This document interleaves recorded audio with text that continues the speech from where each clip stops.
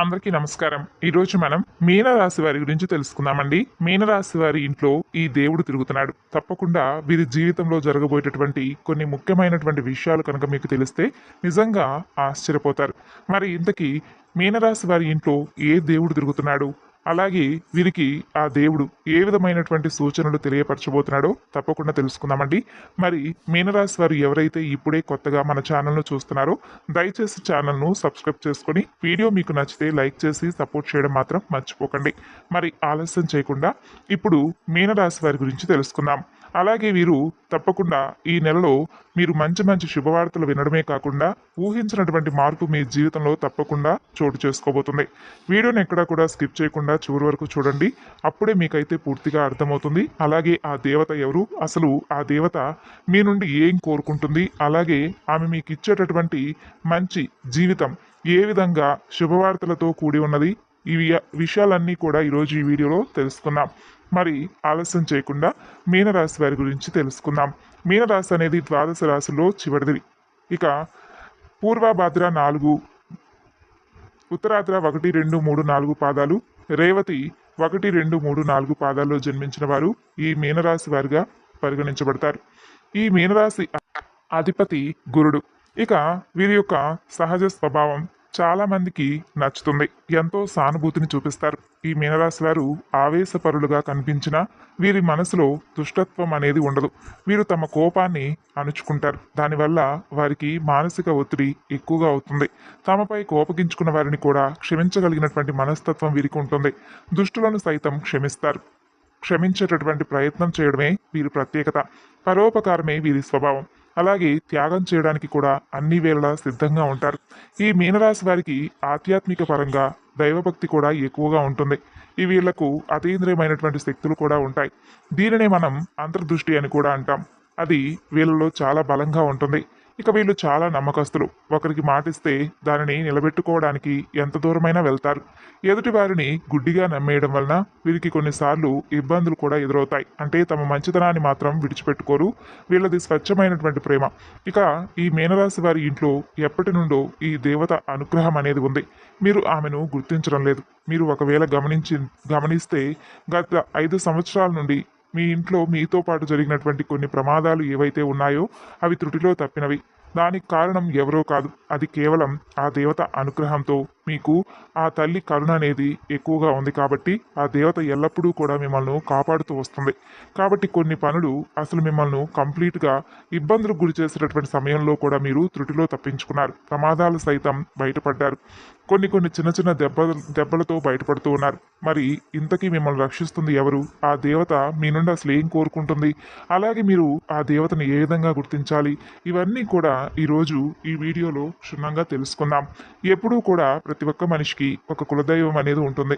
ఎవరికి ఉండేటటువంటి కులదైవం గురించి వారికి ఇప్పటి రోజుల్లో పెద్దగా ఐడియా లేకపోవచ్చు.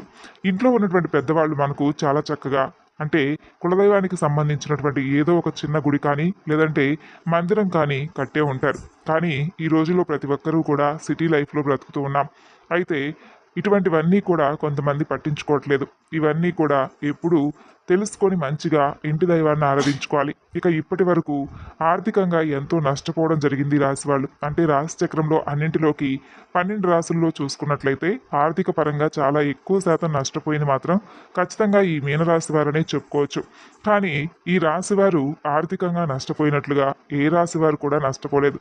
కానీ వీరు ఇంకా ఆ నష్టం నుండి తేరుకోలేకపోయారు. ఇది కూడా మనం గమనించవచ్చు. దీనికి కారణం వీరు కులదైవాన్ని మర్చిపోవడం. కులదైవాన్ని కానీ మీరు మర్చిపోతే మాత్రం మీకు చాలా రకాలైనటువంటి ప్రాబ్లమ్స్ అనేవి క్రియేట్ అవుతాయండి. మనకు ఆ కారణం అనేది తెలియక సతమతమవుతూ ఉంటాం. ఎందుకంటే ఇప్పుడు మనకు ఈ విధంగా ఎందుకు జరుగుతుందని చెప్పి మనం కూడా ఆలోచనలు పడుతూ ఉంటాం.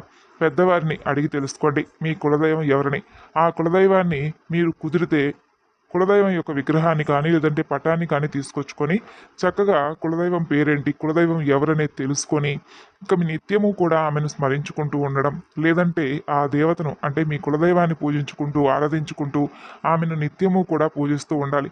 అలాగే మీ కులదైవం ఎవరో కూడా తప్పకుండా తెలుసుకుని తీరాలి. ఇలా చేస్తే ఆ దేవత యొక్క కటాక్షం అనేది మరింతగా పెరుగుతుంది.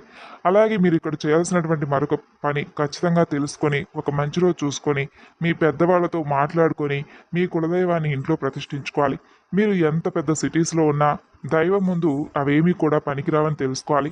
మనకి ఏది కూడా భగవంతుడి అనుగ్రహం లేనిదే మనం పొందలేం. కాబట్టి ఖచ్చితంగా మీనరాశి వారు ఆ భగవంతుడికి సంబంధించినటువంటి ఎటువంటి అంటే నెగ్లిజెన్స్ అసలు చేయడం మంచిది కాదండి. కాబట్టి కులదైవం గురించి పెద్దవాళ్ళను అడిగి ఖచ్చితంగా తెలుసుకోండి.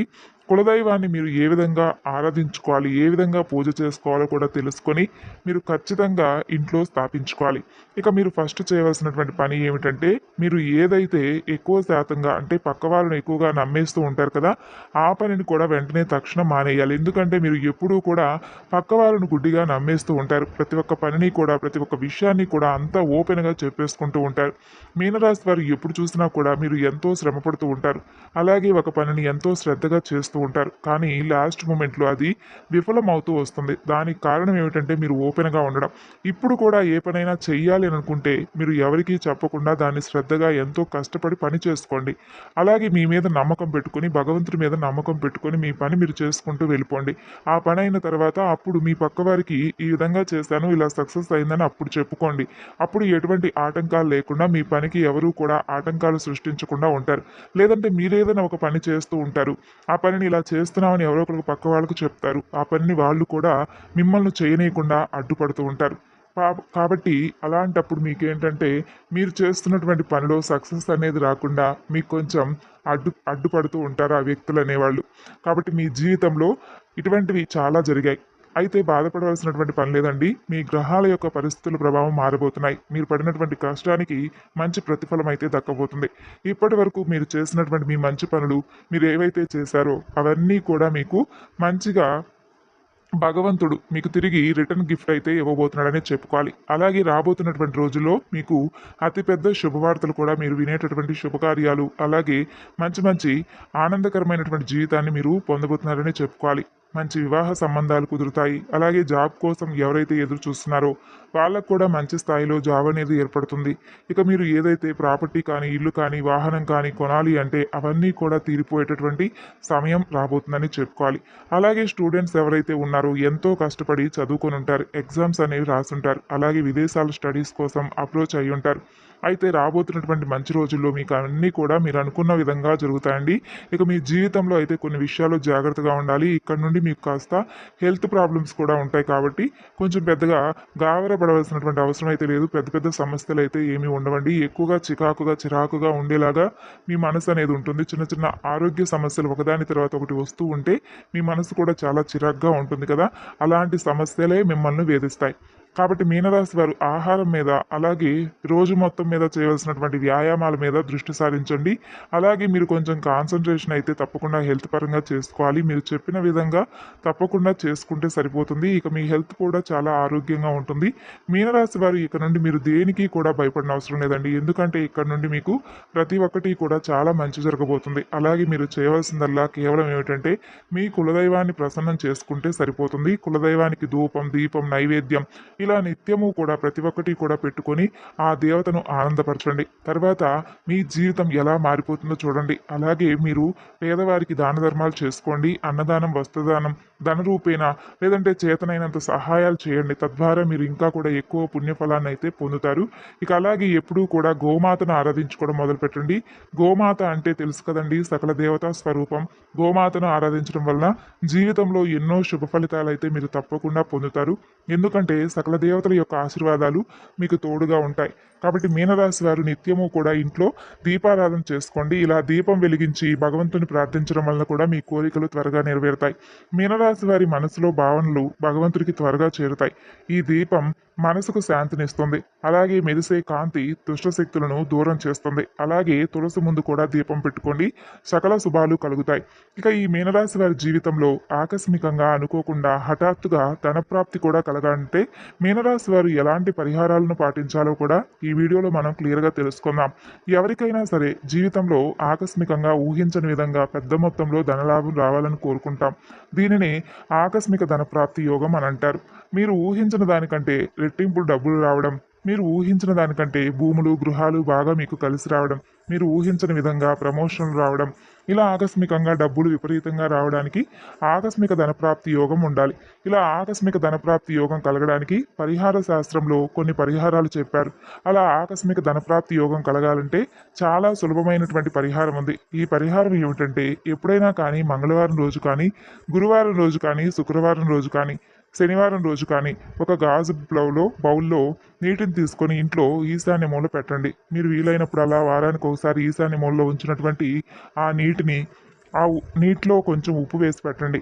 అలా ఆ నీటిని ఉప్పుని తీసేసి బయటపడేసి మళ్ళా ఆ గాజ్ బౌల్ తీసుకొని దాంట్లో కొంచెం నీటిని దొడ్డుప్పు వేసి దాని మీద మూత పెట్టడం. ఈ పరిహారం చేస్తే మీకున్నటువంటి జాతక దోషాలన్నీ తొలగిపోతాయి. ఆకస్మిక ధనయోగం కలుగుతుంది. అలాగే ఆకస్మికంగా ఊహించకుండా మీకు ధనం కూడా బాగా కలిసి వస్తుంది. మీరు ప్రతిరోజు కూడా సాయంకాలం పూట సంధ్యాదీపం పెట్టేటప్పుడు ప్రమిదలో ఆవ నూనె పోసి దీపం పెట్టాలి. సహజంగా రోజు ఇంటి ముందు నూనె పోసి దీపం పెడుతుంటాం. కానీ ఊహించకుండా డబ్బులు రావాలంటే ఆవ నూనె పోసి దీపం పెట్టాలి. దీపం పెట్టిన తర్వాత ఆ దీపం కొండెక్కిన తర్వాత మిగిలిపోయినటువంటి ఆవ నూనెను ఎక్కడైనా దగ్గరలో చెట్టు మొదట్లో పోయాలి. ఇలా ఖచ్చితంగా ధనప్రాప్తి కలుగుతుంది. ఇక అలాగే పూజా మందిరంలో ఎప్పటికప్పుడు శుభ్రంగా ఉంచుకోండి. ఇక అలాగే ఎవరైనా మీకు లాఫింగ్ బుద్ధ బహుమతిగా ఇచ్చారనుకోండి, తొందరలోనే మీకు డబ్బులు బాగా కలిసి వస్తున్నాయని చెప్పుకోవాలి. చైనా వాస్తు శాస్త్రాల్లో చెప్పారు. కాబట్టి ఈ విధంగా మీకు లాఫింగ్ బుద్ధ బహుమతిగా ఇస్తే తొందరలో మీరు ఆకస్మిక ధనప్రాప్తి యోగాన్ని పొందబోతున్నారనడానికి మరొక సంకేతంగా భావించండి. ఇక మీకు ఆకస్మిక ధనప్రాప్తి యోగం కలగాలంటే మర్రి చెట్టు దగ్గరకు వెళ్ళి మర్రి చెట్టు ఓడలు తీసుకొని వాటిని ముడివేయాలి. రెండింటిని తీసుకొని మర్రి చెట్లు ఓడలు ముడేసి ఇంటికి వచ్చేయాలి.